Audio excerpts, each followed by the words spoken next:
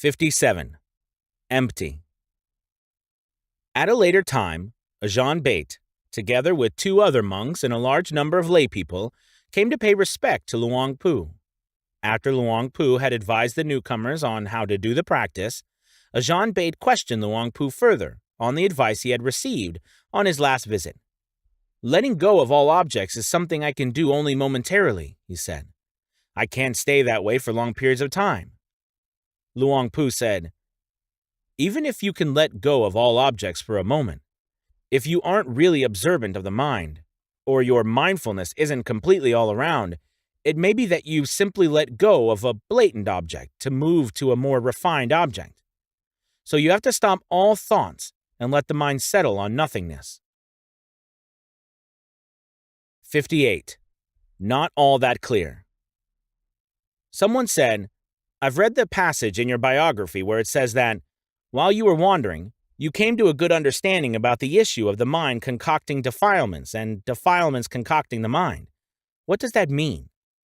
Luang Pu answered, "The mind concocting defilements refers to the mind's forcing thoughts, words, and deeds to make external things come into being, making them good, making them bad, giving rise to the results of karma, and then latching onto those things, thinking, 'That's me, that's myself, that's mine, that's theirs.' Defilements concocting the minds refer to external things coming into force the mind in line with their power, so that it fastens on the idea that it has a self, assuming things that keep deviating from the truth." 59. Knowledge from study versus knowledge from practice. Someone said, "The teachings about virtue, concentration, discernment, and release that I've memorized from books and from teachings of various Ajahns, are they in line with Luang Pu's understanding of their essence?" Luang Pu answered, "Virtue means the normalcy of a mind that's free of faults, the mind that has armored itself against doing evil of any kind. Concentration is the result that comes from maintaining that virtue, i.e., a mind with solidity, with stillness as the strength sending it on to the next step. Discernment, what knows, is a mind empty, light, and at ease, seeing things clearly, all the way through, for what they really are. Release is a mind that enters emptiness from that emptiness. In other words, it lets go of the ease, leaving a state where it is nothing and has nothing, with no thought remaining at all." 60. A strategy for loosening attachment. Someone said, "When I bring the mind to stillness, I try to keep it firmly in that stillness. But when it meets up with an object or preoccupation, it keeps tending to lose the foundation I've been trying to maintain." Luang Pu responded, "If that's the way it is, then it shows that your concentration isn't resilient enough. If these preoccupations aren't especially strong, and in particular, if they concern your weak points, you have to deal with them using the methods of insight. Start out by contemplating the coarsest natural phenomenon, the body, analyzing it down to its details. When you've contemplated it so that it's perfectly clear, move on to contemplating mental phenomena, anything at all, in pairs, that you've ever analyzed, such as black and white or dark and bright." 61. On eating. A group of monks came to pay their respects to Luang Pu before the rains retreat, and one of them said, "I've been meditating for a long time and have attained some peace, but I have this problem about eating meat. Even just looking at meat, I feel sorry for the animal to whom the meat belonged, that it had to sacrifice its life simply for me to consume it. It's as if I really lack compassion. When I start worrying about this, I find it hard to bring my mind to peace." Luang Pu said, "When a monk partakes of the 4 requisites, he should contemplate them first. If, on contemplating, he sees that eating meat is a form of oppression and shows a lack of compassion for animals, he should abstain from eating meat and eat vegetarian food instead." 62. More on eating. About 3 or 4 months later, the same group of monks came to pay their respects to Luang Pu after the rains retreat and told him, We ate vegetarian food throughout the rains, but it was very difficult. The lay people, where we were staying in Kok Klang village, Prasat district, knew nothing about vegetarian food. We had trouble finding any, and it was troublesome for the people who were supporting us. Some of the monks ended up in poor health, and some of us almost didn't make it at all the way through the rains retreat. We weren't able to put as much effort into our meditation as we should have. Luang Pu said, "When a monk partakes in the 4 requisites, he should contemplate them first. If, on contemplating, he sees that the food in front of him, whether it's vegetables, meat, fish, or rice, is pure in 3 ways, and that he hasn't seen or heard of suspecting that an animal was killed to provide the food specifically for him, and also that he himself obtained the food in an ethical way, that the lay people donated it out of faith, then he should go ahead and eat that food. This is how our teachers have practiced as well." 63. Still more on eating. On the 2nd day of the waning moon in the 3rd month of 1979, Luang Pu was staying at Pakrahachi Forest Monastery. After 8 p.m., a group of monks who liked to wander around, pitching their tents near populated areas, came to the monastery to spend the night there too. After paying their respects to Luang Pu, they talked about what they felt was the outstanding feature of their practice, saying, "Those who eat meat are supporting the killing of animals. Those who eat only vegetables show a high degree of compassion. The proof of this is that when you convert to eating just vegetables, the mind becomes more peaceful and cool." Luang Pu responded, "That's very good. The fact that you can be vegetarians is very good, and I'd like to express my admiration. For those who still eat meat, if that meat is pure in 3 ways, in that they haven't seen or heard or suspected that any animal was killed to provide the food specifically for them, and they obtained it in a pure way, then eating the meat is in no way against the Dharma and the Vinaya. But when you say that your mind becomes peaceful and cool, that's the result of the strength that comes from being intent on practicing correctly in line with the Dharma and Vinaya. It has nothing to do with the new food or old in your stomach at all." 64. Business practices and Dharma practice. A group of merchants said, "We have our duties as merchants, which means that sometimes we have to exaggerate things or take excessive profits, but we're extremely interested in practicing concentration and have already started practicing. Some people have told us, though, that with our livelihood we can't practice meditation. What do you say about this, Luang Pu? For they say that selling for a profit is a sin." Luang Pu said, "In order to survive, every person needs an occupation, and every occupation has its norms of what's right and appropriate. When you follow those norms in a proper way, that counts as neutral, not meritorious, not sinful. As for practicing the Dharma, that's something you should do, for only those who practice the Dharma are fit to work in all circumstances." 65. Buried memories. Once, when Luang Pu was staying at Yatha Prasat Forest Monastery, a large number of monks and novices came to pay their respects. After they had listened to his teachings, Luang Te Ploi, who had ordained when he was old but was well restrained in his practice, said to Luang Pu, "I've ordained for a fairly long time now, but I can't yet cut my attachments to the past. No matter how firmly I set my mind on the present, I find that mindfulness lapses and I keep slipping back. Could you tell me another method to stop this sort of thing?" Luang Pu responded, "Don't let the mind run out after external preoccupations. If your mindfulness lapses, then as soon as you're aware of it, immediately pull it back. Don't let it go looking into preoccupations that are good or bad, pleasant or painful. Don't fall in line with them, but don't use force to cut them off." 66. In his own style. Sometime around 1977, Luang Pu was invited to a celebration at Wat Dharma Magan on Sukhumvit Road in Bangkok. During the celebration, he was invited to sit in protection as part of the consecration ceremony for Buddha images and amulets. After the ceremony was over, he went outside to rest in a small hut, where he spoke with a large number of monk students who were studying in Bangkok at the time. One of the monks commented that he had never seen Luang Pu participate in a ceremony like this before, and wondered if this was his first time. He then went on to ask how one goes about sitting in protection.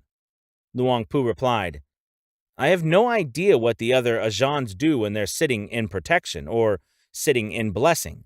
As for me, I simply sit in concentration in my same old style." 67. I want to do well in my studies. A young girl once said to Luang Pu, "I heard grandfather Sorsak Khansuk say that anyone who wants to be intelligent and do well in her studies should first practice sitting in meditation to get the mind concentrated in stillness. I want to be intelligent and do well in my studies, so I've been trying to meditate and bring my mind to stillness, but it's never been willing to grow still. Sometimes I get even more restless than before. When my mind doesn't grow still in this way, how can I do well in my studies?" Luang Pu answered, "Simply focus on knowing what it is that you're studying, and that in itself will help you do well in your studies. When the mind's not still, have it know that it's not still. It's because you want so much for it to be still that it's not still. Just keep at your meditation in a calm way, and the day will come, it'll grow still in line with your wishes." 68. The purpose of wandering. Some monks and novices, after the rains retreat, like to go off wandering in groups to various places. Each of them makes a big production out of preparing his requisites and a full set of Dhutanga accessories. But many of them go in a manner that deviates from the purpose of wandering for seclusion. For instance, some of them wear their Dhutanga accessories on air-conditioned coaches. Some go visiting their old friends in company offices. So Luang Pu once said in the midst of gathering of meditation monks, "To make yourself a good-looking wandering monk isn't proper at all. It goes against the purpose of going out to wander. Each of you should reflect a great deal on this. The purpose of wandering in meditation is only one thing: to train and polish the heart so that it's free of defilements. To go wandering in meditation only in body, but without taking along the heart, is nothing excellent at all." 69. To stop, you have to know how. A meditator once said to Luang Pu, "I've been trying to stop thinking in line with what you've taught, but I've never been able to succeed. What's worse is that I've gotten frustrated and my brain seems dazed. I'm convinced, though, that what you've taught isn't wrong, so I'd like to ask for some advice on what to do next." Luang Pu responded, "That shows that you've missed the point. You're told to stop thinking, but all you do is think about stopping your thinking. So how can the actual stopping come about? Get rid of all your ignorance about stopping to think.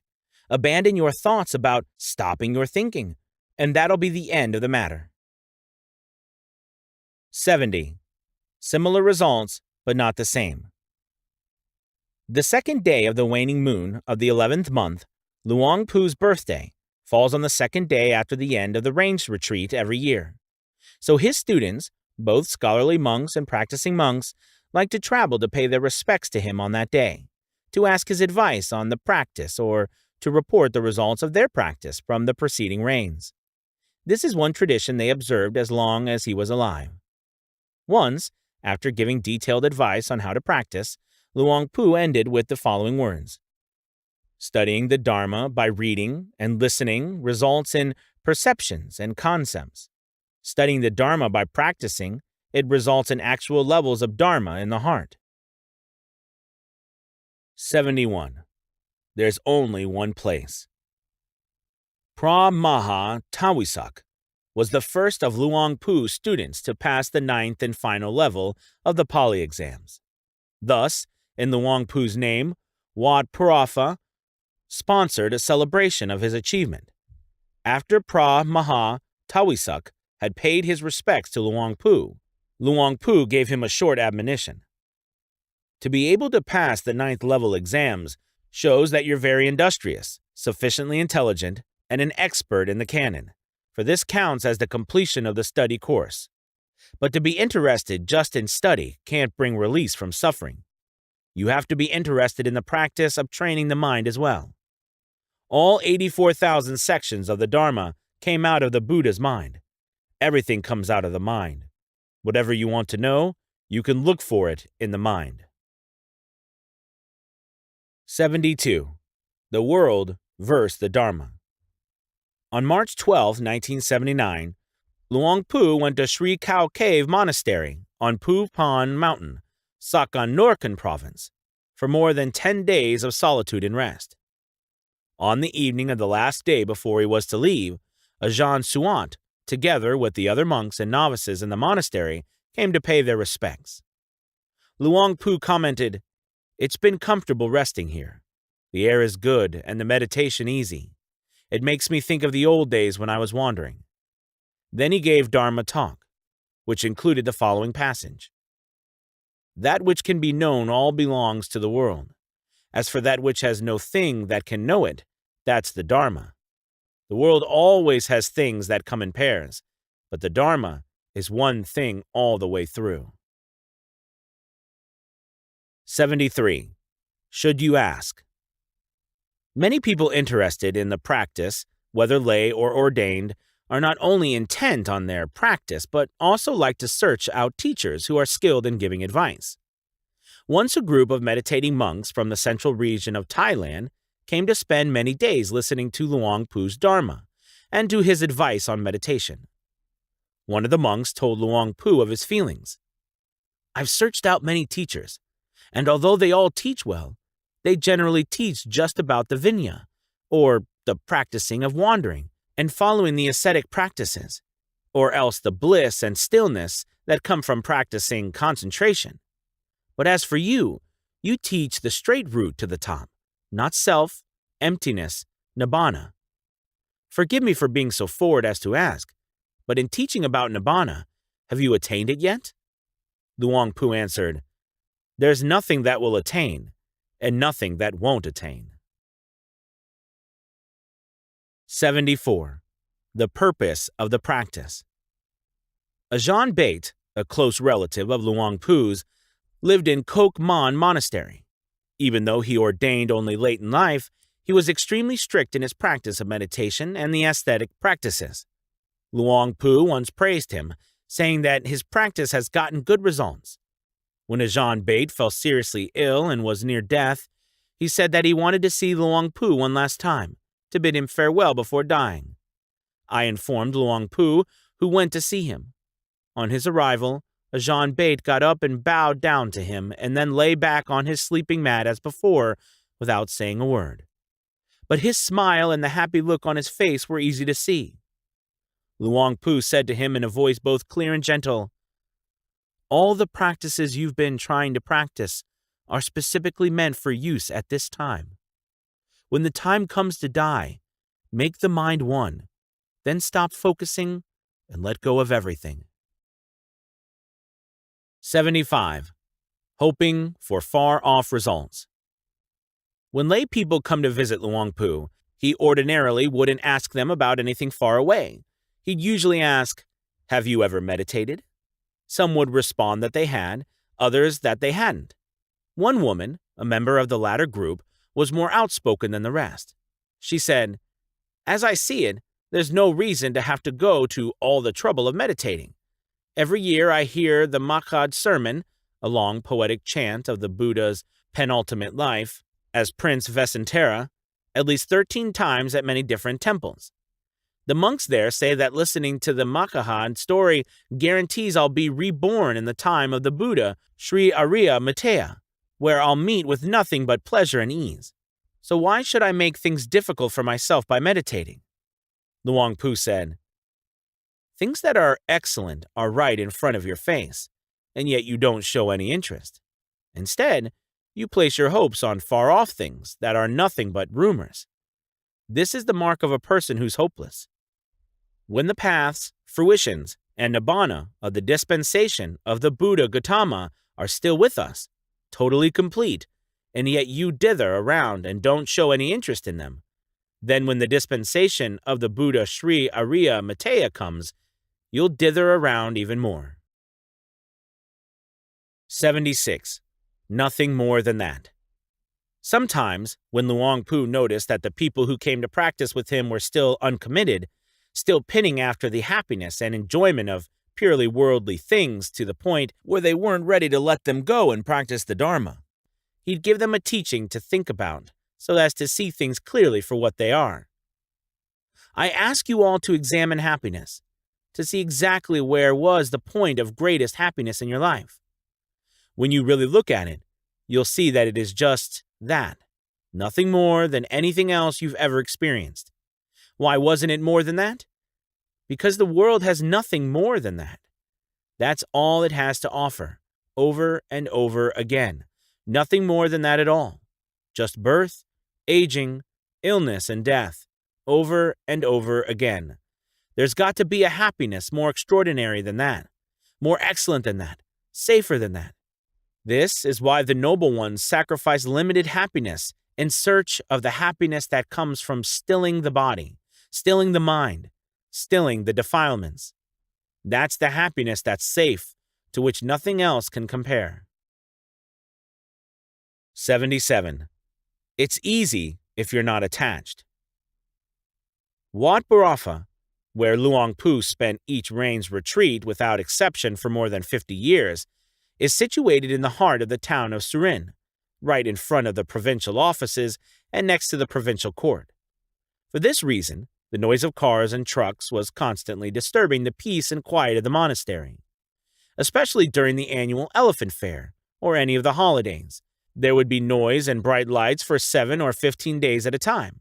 The monks and novices whose minds still lacked resilience would be especially bothered by this. Whenever they'd bring this to Luang Pu's attention, they'd always get the same response. Why waste your time being interested in those things? It's the nature of light to be bright. It's the nature of noise to be loud. That's what their functions are. If you don't focus on listening, that's the end of the matter. Act in a way that's not in opposition to your surroundings, for that's just the way they are.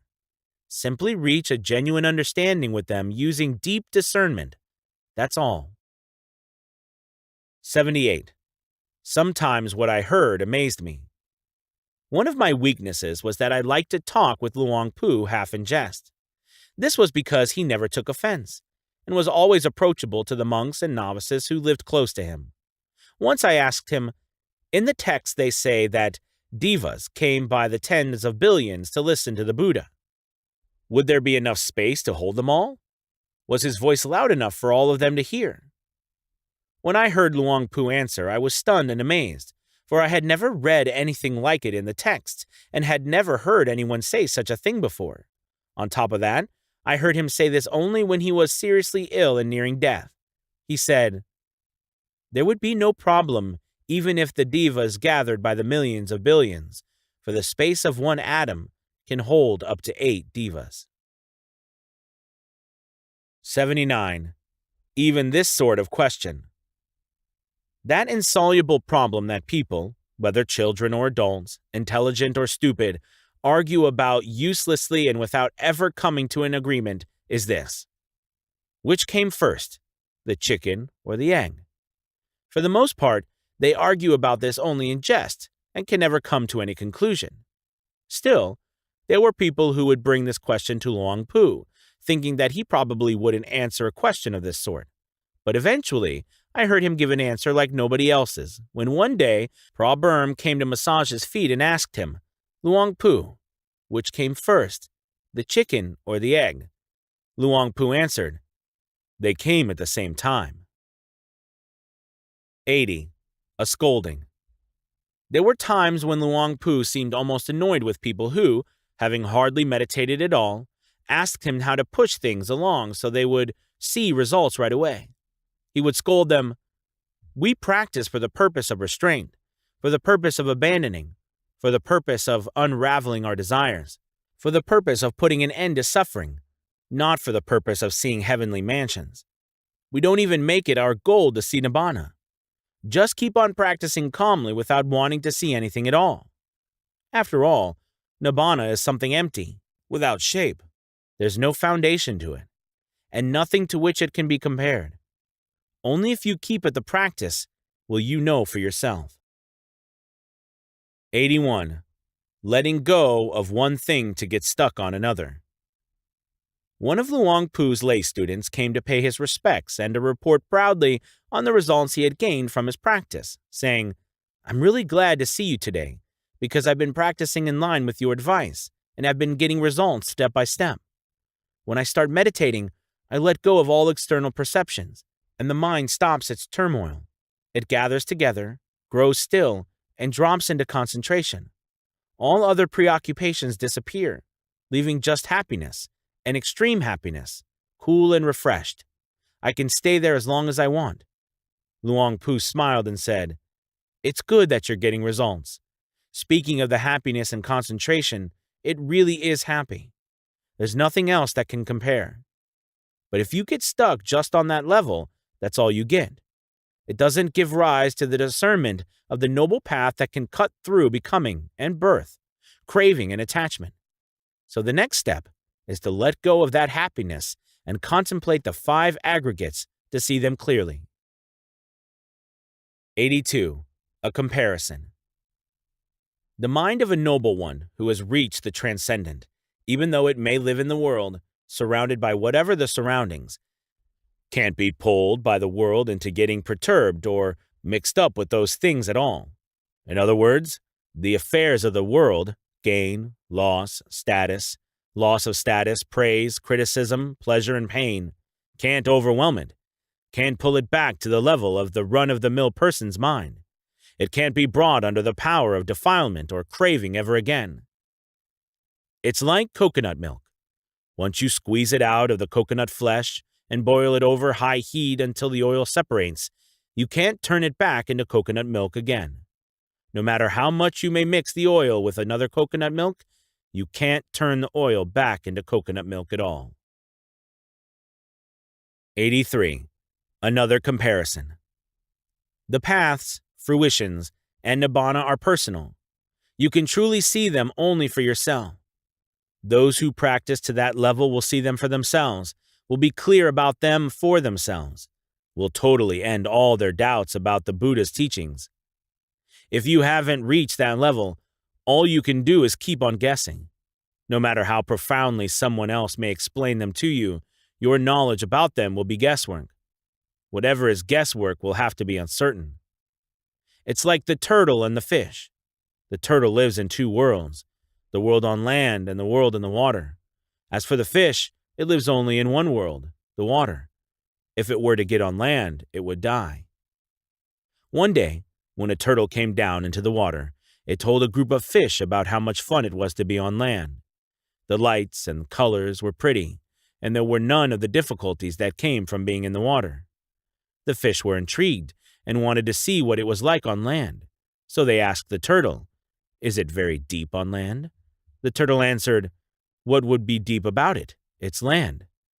The fish, "Are there lots of waves on land?" The turtle, "What would be wavy about it? It's land." The fish, "Is it murky with mud?" The turtle, "What would be murky about it? It's land." Notice the questions asked by the fish. They simply take their experience of water to ask the turtle, and the turtle can do nothing but say no. The mind of a run-of-the-mill person guessing about the paths, fruitions, and nibbana is no different from the fish. 84. Things outside and in. The evening of April 2, 1981, after Luang Pu had returned from a ceremony in the palace and was resting at the royal monastic dwelling at Wat Bovorn, a high-ranking monk who was also a meditator came to visit and converse with him about the Dharma. His first question was this: "They say that a person who was a yaka in a previous life, on returning to a human birth, can study magical formulae and can be very powerful in whatever way he uses them. How true is that?" Luang Pu sat right up and answered, "I've never been interested in that sort of thing at all. But have you ever meditated to this point? Sahapusuputata, sa, the movement of the mind, where it smiles on its own, without any intention to smile? It happens only in a noble one's mind. It doesn't happen in ordinary people, because it lies beyond the conditions of fabrication, free in and of itself. 85. Not even the 5 precepts. Great senior monks tend to have lots of students, both lay and ordained. And among those students are people both good and bad, especially among the monks. There are lots of good ones, with a few bad ones mixed in. One of the monks close to Luang Pu tended to be a little too casual about taking things without permission. People would report this to Luang Pu, but he tended not to say anything about it. Once, when he wanted something that this monk had taken, he asked another monk to go ask after it, but the first monk denied having taken it. The second monk came back to inform Luang Pu of the first monk's denial. Luang Pu didn't complain, but simply said this: "Some monks are so intent on observing the 227 precepts that they forget to observe the 5. 86. Never perturbed. It was after 10 p.m., and I saw that Luang Pu was sitting and resting, so I went to inform him. Luang Pu, Ajahn Kao has died. Instead of asking when or how, Luang Pu said, "Ah, yes. Ajahn Kao is finally done with the burden of hauling his sankharas around. I visited him 4 years ago and saw all the difficulties his physical sankharas were giving him. He had to have other people looking after him all the time. As for me, I have no bad karma with regard to the body. But as for bad karma associated with the body, even noble ones, no matter what the level of their attainment, still have to contend with these things until they're finally released from them and no longer involved with them. The normal state of the mind is that it has to live with things of this sort. But as for the mind that's well trained, when these things arise, it can immediately let them go and maintain its peace, without worries, without attachments, free from the burden of having to be involved with them. That's all there is." 87. How the Dharma protects. The Great Fire in Surin resulted in lots of suffering, a huge destruction of property, and a great sense of loss. Some folks even went out of their minds. People came in a great stream to see Luang Pu and to bemoan the good that they had done in the past, saying, "We've been making merit at the temple and practicing the Dharma since the time of our grandparents. Why didn't that merit help us? Why didn't the Dharma protect us? The fire totally destroyed our homes." Many of these people stopped coming to the monastery to make merit because the Dharma didn't help protect their homes from the burning down. Luang Pu said, "The Dharma doesn't help people in that way at all. The fire simply acted in line with its function. What this means is that destruction, loss, disintegration, separation have always been with us in this world. As for those who practice the Dharma, who have the Dharma in their hearts, when they meet with these things, they understand how to place the mind in such a way that it doesn't suffer. That's how the Dharma helps. It's not the case that it helps by preventing aging or death or hunger or fire. That's not the case at all." 88. Only practice can resolve doubt. When people ask Luang Pu about death and rebirth, or about past and future lives, he was never interested in answering. Or if some people argued that they didn't believe that heaven or hell really existed, he never tried to reason with them or to cite evidence to defeat their arguments. Instead, he'd give them this piece of advice. People who practice the Dharma don't have to give any thought to past or future lives, or to heaven or hell. All they have to do is be firm and intent on practicing correctly in line with the principles of virtue, concentration, and discernment. If there really are 16 levels of heaven, as they say in the texts, people who practice well are sure to rise to those levels. Or if heaven and nibbana don't exist, people who practice well don't lack for benefits here and now. They're sure to be happy as human beings on a high level. Listening to what other people say, looking things up in the texts, can't resolve your doubts. You have to put effort into the practice to give rise to clear insight knowledge. That's when doubt will be totally resolved on its own. 89. Is that all they want? Even though people would come in groups to hear Luang Pu's opinion about rebirth, claiming that this person or that was able to remember many past lives, seeing what they had been in the past or who their mothers or relatives in past lives had been, Luang Pu would say, I've never been interested in this sort of knowledge. Even just threshold concentration can give rise to it. Everything comes from the mind. Whatever you want to know or see, the mind will grant you the knowledge or vision, and quickly at that. If you're satisfied with just this level of knowledge, the good result is that you'll fear being reborn on a low level. That way you'll set your mind on doing good, being generous, observing the precepts, and not harming one another. You'll be able to smile, confident in the results of your merit. But as for eliminating defilement to destroy ignorance, craving, and attachment in order to reach total release from suffering, that's something else entirely. 90. No fables. In all the long time I lived close to Luang Pu, there were never any fables or entertaining tales in his teachings. No Jataka tales or stories of the present. All his teachings were noble truths, pure and simple, on the ultimate or impersonal level. Or else they were a few carefully chosen comments, as if he were trying to be frugal in his words. Even when he gave instructions on religious ceremonies or on how to make donations or basic morality, he taught in a very detached way. For the most part, he'd say, ceremonies and merit-making activities can be regarded as skillful means, but from a meditator's point of view, they lead to only a small amount of skill. That's all. 91. Strange. After the opening ceremonies for the Prahajan Moon Museum, Luang Pu traveled further to visit Ajahn Fun at the Kham Cave. In those days, large vehicles could go no further than the base of the hill where the cave was located, which meant that Luang Pu had to climb a long distance up the hill.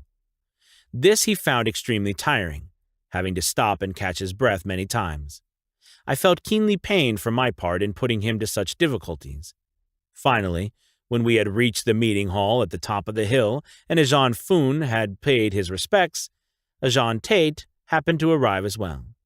Seeing these three great elders coincidentally meeting and hearing them converse in a friendly way in such a peaceful and smiling atmosphere, my sense of inner pain totally disappeared and was replaced by a feeling of rapture. Ajahn Fun expressed his admiration of Luang Pu, saying, "Your health is very strong. Even at your age, you're still able to climb all the way up the hill." Luang Pu responded, "I'm not really all that strong. I've looked the matter over and seen that I have no bad karma with regard to the body. When I can't use the body anymore, I'll just drop it. That's all." 92. Stranger still. I'm sure you can imagine how thrilled the large surrounding crowd of laypeople was to present at this coincidental meeting of three great Ajahns. This sort of opportunity isn't easy to find. So 2 photographers from Suran started taking as many pictures as they could. When they were back on the bus for the trip home, the photographers saw that everyone was hungry for the pictures, so they announced that they would blow them up to 12-inch prints and sell them, with the proceeds going to help Jam Pra Forest Monastery. I thought to myself that it wasn't a very pretty thing to see a price put on an Ajahns pictures with the purpose of selling them, but almost everyone on the bus placed an order. When the photographers developed their film, they discovered that, of the more than 20 pictures they had gone to all that effort to take, all were totally blank, like a cloudless sky. That put an end to everyone's hopes for the pictures and, as it turned out, that was the last meeting among those three great Ajahns. 93. The truth as he saw it. When people asked Luang Pu if he had read any of the many accounts of Ajahn Mun's life, he would answer, "A few." The next question would be, "And what do you think of all the psychic powers and miraculous events they describe?" Luang Pu would answer, "Back in the days when I was living with Ajahn Mun, I never heard him mention anything about them." Normally, when Luang Pu would speak of Ajahn Mun, he'd speak only of his ascetic practices, saying, "Among the latter generations of monks, I've never seen a single one adhere to these practices as strictly as Ajahn Mun. He wore only robes made of rags that he had sewn and dyed himself. He never used finished robes received from anyone else. He stayed in forest dwellings his entire life. He ate only the food he had received on alms round, and only out of his alms bowl. Even when he was severely ill, He would sit up and hold his bowl in his lap for others to put alms in. He never took the special allowances that come from spending the rains retreat or receiving the kathina. He never got involved in construction work and never tried to persuade other people to do so. 94. Answering questions with questions. Because I had been on familiar terms with Luang Pu for a long time, when I would ask him a question, he would tend to answer by asking a question in return, his way of getting me to think out the answer on my own. For example, when I asked, "The minds of arahants are clean and bright. Can they predict the next lottery number accurately?" He answered, "Would arahants be interested in knowing stuff like that?" When I asked, "Do arahants dream in their sleep like ordinary people?" He answered, "Aren't dreams an affair of the aggregate of fabrication?" When I asked, "Have there ever been any run-of-the-mill people still thick with defilements who have nevertheless been able to teach other people to become arahants?" He answered, "Haven't there been a lot of doctors who, even though they themselves are ill, have been able to cure other people of their illnesses?" 95. Luang Pu's habits. Bodily, he was physically strong and nimble, well-proportioned in his features, clean-smelling with few diseases. He liked to bathe with warm water only once a day. Verbal, he had a deep voice, but spoke softly. He was a man of few words who spoke the truth, spoke directly, with no scheming to his speech. In other words, he never hinted, never cajoled, never spoke sarcastically, never gossiped, never begged, never asked anyone's pardon, never talked about his dreams. He never told Jataka stories or fabulous tales. Mental. There was a truth to him. Once he had set his mind on doing something, he would work at it until he succeeded. He was always kind and compassionate, quiet, calm, and enduring. He never flared up in anger or showed any signs of frustration or impatience. He was never upset about things that were lost and was never heedless. Fully mindful, alert, he was cheerful at all times. He never seemed to suffer and was always unshaken by events. No untoward states of mind overcame him. He always taught us, try to clearly understand events as events, that they arise, change, and then dissolve away. Don't suffer or be sad because of them. 96. Heavy pain, but not heavy with pain. Luang Pu was severely ill at the Chulalongkorn Hospital. On the night of the 17th day of his stay, he was very fatigued, to the point where the doctors had to give him an oxygen tube. Late that night, after midnight, a famous monk together with a large following came to pay respect. Seeing that this was a special occasion, I let them into Luang Pu's room. Luang Pu lay on his right side with his eyes closed throughout the visit. When the monk and his following had bowed down to him, the monk leaned over him and spoke directly into his ear. "Luang Pu, do you still have feelings of pain?" Luang Pu answered, "Feeling and body still exist in line with their nature, but I don't partake in that feeling at all." 97.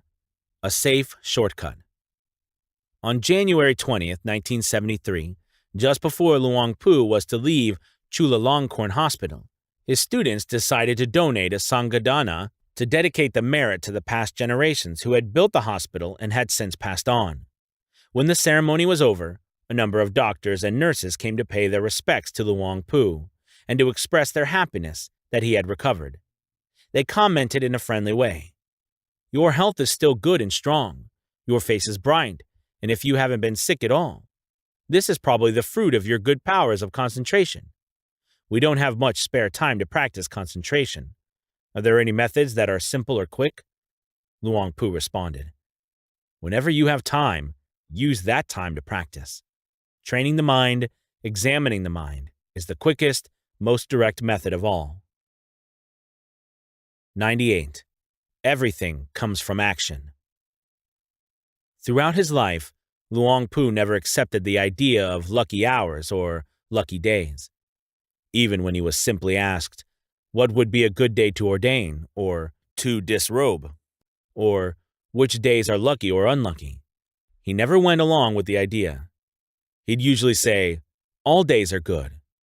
If people asked him to determine an auspicious time, he would have them go find out for themselves, or else he would say, "Any time that is convenient is a good time." He would conclude by saying, "Everything comes from our behavior. Good times, bad times, lucky times, unlucky times, merit, sin. All these things come from human behavior." 99. Making no show. Luang Pu never did anything to make a show or call attention to himself. For example, if people wanted to take his picture, their timing would have to be right. For instance, if he had already put on his full set of robes to listen to the Patimokkha, or to ordain a monk, or to participate in one sort of ceremony or another, then if you had asked to take his picture at the moment like that, it would be easy. But if he was sitting informally and you asked him to get up and put on his robes to pose for a picture, you'd have a hard time getting him to comply. Once, a lady from Bangkok bought a fine blanket for Luang Pu to use in the cold season. A few months later, in the middle of the hot season, she happened to come and pay her respects again. She asked him to get the blanket and pose with it so that she could take a picture, because she had forgotten to take a picture when she had donated it. Luang Pu refused to do so, saying gently, "There's no real need for that." Even when she asked him a second time and a third, he kept saying, "There's no real need." When she left, I felt ill at ease, so I went to Luang Pu and asked him, "Do you realize how dissatisfied she was?" Luang Pu smiled and said, "I know, and the reason she was dissatisfied is because she has a dissatisfying heart." 100. The End of Rebirth. Once a senior meditation teacher came to discuss many high-level topics of Dharma with Luang Pu and ended with a question. Some of the senior meditation monks conduct themselves well and inspire great respect. Even other monks agree that they're firmly established in the Buddha's teachings. But then something happens. Either they disrobe, or their behavior starts going astray, running afoul of the Dharma and Vinaya. So, what level of Dharma does one have to reach in order to cut transmigration for sure, so that there's no more becoming and birth? Luang Pu said. Being strictly restrained in line with the Vinaya and observing the aesthetic practices is an admirable form of conduct that's extremely inspiring. But if you haven't developed the mind to the level of heightened mind and heightened discernment, it can always regress, for it hasn't yet reached the transcendent. Actually, arahants don't need to know much. They simply have to develop their minds to be clear about the five aggregates and to penetrate dependent co-arising, paticca samuppada. That's when they can stop fabricating, stop searching, stop all motions of the mind. Right there is where everything ends. All that remains is pure, clean, bright, great emptiness, enormously empty. 101. A comparison. The desire to know and see so as to put an end to one's doubts is something you find in all advanced people. Every science, every branch of learning, has been established so that people will question and want to know. That's when they'll make the effort to study and practice to reach the goal of that branch of learning. But in the area of the Buddha's teaching, you have to study and practice in a balanced way, and your effort has to be intense so that you can enter into the highest thing in the Dharma on your own. That's when you'll end your doubts totally on your own. It's like a person from the countryside who's never seen Bangkok. When people tell him that, in addition to being developed in other ways, Bangkok has a jewel wall, the name of the fortress wall around the Grand Palace, and an enormous gold mountain, the name of the Satya at the Wat Srakat, he makes up his mind to go to Bangkok with the expectation that he'll be able to get some jewels from the wall and some gold from the mountain. But when he finally makes it to Bangkok and someone shows him, that's the jewel wall, that's the gold mountain, that puts an immediate end to all his questions and expectations. The paths, fruitions, and nibbana are like that. 102. The safest way to dwell. I remember that in 1976, two meditation teachers from the northern part of the Northeast came to pay their respects to Luang Pu. The way they discussed the practice with him was very delightful and inspiring. They described the virtues and attainments of the different ajahns with whom they had lived and practiced for a long time, saying that Luang Pu had concentration and his constant mental dwelling. This ajahn dwelled in the Brahma attitudes, which is why so many people respected him. That Luang Pu dwelled in the limitless Brahma attitudes, which is why there was no limit to the number of students he had, and why he was always safe from dangers. Luang Pu said, "Whatever level a monk has reached, as far as I'm concerned, he's welcome to dwell there. As for me, I dwell with knowing." 103. Continued. When those two monks heard Luang Pu say that he dwelled with knowing, they were silent for a moment, and then asked him to explain what dwelling with knowing was like. Luang Pu explained, "Knowing is the normalcy of mind that's empty, bright, pure, that has stopped fabricating, stopped searching, stopped all mental motions, having nothing attached to anything at all." 104. The end of stress. Luang Pu was pure in his speech because he liked to talk about the genuine truth. He'd speak only of the highest aims of the Buddhist teachings. He'd refer only to the Buddha's words that led solely to the end of suffering and stress. You could tell this from the Buddha's teachings he quoted most often. The Buddha said, "Monks, there that dimension where there is neither earth nor water, nor fire nor wind, neither the dimension of the infinitude of space, nor dimension of the infinitude of consciousness, nor dimension of nothingness, nor dimension of neither perception nor non-perception, neither this world, nor the next world, nor sun, nor moon. And there, I say, is neither coming, nor going, nor staying, neither passing away, nor arising, unestablished, unevolving, without support. This, just this, is the end of stress." 105. His last illness. When Luang Pu returned from the hospital in early 1983, it didn't mean that he had fully recovered from his illness, simply that he had to use an extreme level of endurance to survive for 8 more months to the special merit-making celebration that had been planned for his 96th birthday. As the day of ceremony approached, his symptoms started getting erratic. He'd be very tired, uncomfortable, and feverish from time to time. I asked him if we should take him back to Chulalongkorn Hospital, but he said, "There's no need to." And then he added, "I forbid you to take me, for even if I went, I wouldn't recover." I replied, "Last time your illness was heavier than this, and you still recovered. This time it's not heavy at all. You're sure to recover." Luang Pu said, "That was last time. This isn't last time." 106. Approaching death. On October 29, 1983, Luang Pu's condition was no better than stable after 1 p.m., but his complexion was abnormally bright. His followers, lay people, town monks, and forest monks came in large numbers for the celebration. At 3 p.m., a large contingent of forest monks came to pay respect to Luang Pu, who sat up and discussed the Dharma with them.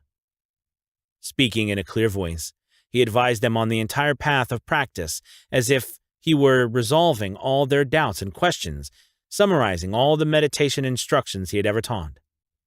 Later that night, near 10 p.m., Luang Pu had us take him out of his hut in a wheelchair. He looked gently around the whole area of the monastery, with no one realizing that that would be his last look at things outside. 107. One last recollection of the Dharma. After 10 p.m., Luang Pu had us take him back into his room. He lay on his back, supported by a large pillow. He asked the 8 or 9 monks in the room to chant the 7 blessing chants for him to hear. Then he told them to chant the Sati Sapojanga Sata 3 times, and dependent Koa rising 3 times. Then he asked us to chant the great establishings of mindfulness, Maha Satipatthana, discourse, but none of us had memorized it. So he said, "Open your chanting books and chant from the book." But there were no chanting books around. Fortunately, Ajahn Pusak, who had been looking after Luang Pu all along, had brought his copy of the Royal Chanting Book, so we picked it up and searched through the book to find the right page, leafing back and forth until Luang Pu said, "Hand it here." He then opened the book to the right page without even looking at it and said, "Chant from right here." This amazed every monk in the room, for Luang Pu had opened the book right to the Mahasapatthana discourse on page 172. The discourse was long, and it took us more than 2 hours to finish it. He listened quietly throughout. 108. Final Words. A few moments after we had finished chanting the Mahasapatthana discourse, Luang Pu began speaking about the Lord Buddha's total nibbana, from the beginning to the end. Here, I'll ask just to quote his concluding remarks. The Lord Buddha didn't attain nibbana in any of his jhanic attainments. When he left the fourth jhana, his mental aggregates all ceased at once, with nothing remaining. In other words, he allowed his feeling aggregate to cease in an awake state of mind. The normal human mental series, complete with mindfulness and alertness, with no other mental states coming to blind or delude the mind at all. This was the mind fully in its own state.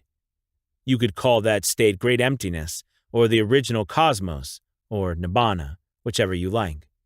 That's the state I've been practicing all along to reach. Those were Luang Pu's last words. 109. A moment of wilderness in the city. Let's go back in time for a moment to some events nearly 100 years ago. Luang Pu's group of 4 wandering monks and novices had split off from Ajahn Mun's group and were wandering through Ta Kathano district of the Kalasan province. As they went through the dense forest, they encountered all sorts of dangers and difficulties. Every kind of wild animal and, in particular, malaria. Finally, one of the monks, unable to fight off the disease, died in a pitiful way right in front of his fellow monks. Worse than that, when Luang Pu split off from the group accompanied by just one small novice into another forest wilderness near Kut Kwam village, malaria came and took the life of the novice right before his eyes. Luang Pu could do nothing but look on in utter dismay, simply because he lacked the medicine to treat the disease. Now come back to the events just after 4 a.m. on October 30th, 1983. That same condition of wilderness returned for a moment in Luang Pu's room, for although he was seriously ill, there wasn't a single nurse, not a single drop of saline solution anywhere around. There were simply Luang Pu's monastic students circled around him, as if protecting his total freedom to put down his body in a death that left no traces, completely pure, quiet, and calm. 110. Even the timing was apt. The Buddha had searched for the truth for 6 years, and when he gained awakening, he did so at the approach of dawn, i.e., after 4 a.m. Having gained awakening, he taught for another 45 years, using the period after 4 a.m. each day to spread his awareness to see whom he should teach the next day. When the time came for his total nibbana, he chose the same time of day. A bundle of fabrications that had arisen on October 4th, 1888, in Prasat village, Surin province, grew and developed in stages, conducting his life in a way that was admirable and right. He remained in the ochre robe to the end of his days, practicing in exemplary fashion, truly an unexcelled field of merit for the world. He worked in a consummate way for his own true benefit and for the true benefit of others until October 30th, 1983. That's when Luang Pu dropped his body at 4:13 a.m., just like that. What was amazing was that his students, lay and ordained, city dwellers and forest dwellers, had already gathered to make merit in celebration of the beginning of Luang Pu's 96th year, the completion of his 8th 12-year cycle, as in a full preparation for this event. 111. No bad karma with regard to the body. It was only then that I understood what Luang Pu had meant when he said that he had no bad karma with regard to the body. For even though he had reached his 96th year, his body was strong, spry, clean, and calm. Always fully mindful and alert, he suffered no senility or forgetful lapses at all. When the time came for him to die, he died quietly, with no signs of pain or difficulty. He caused no trouble, mental or physical, for those who were looking after him. No waste of doctors, no waste of medicine, no waste of anyone's time. In the midst of the stillness near dawn, free of the noise of people or traffic, even the leaves of the trees were still. The air was cool, with a gentle drizzle falling like snow. Luang Pu, a member of the pure, noble Sangha, dropped his body, leaving us with only his virtues to remember and miss in a way that will know no end.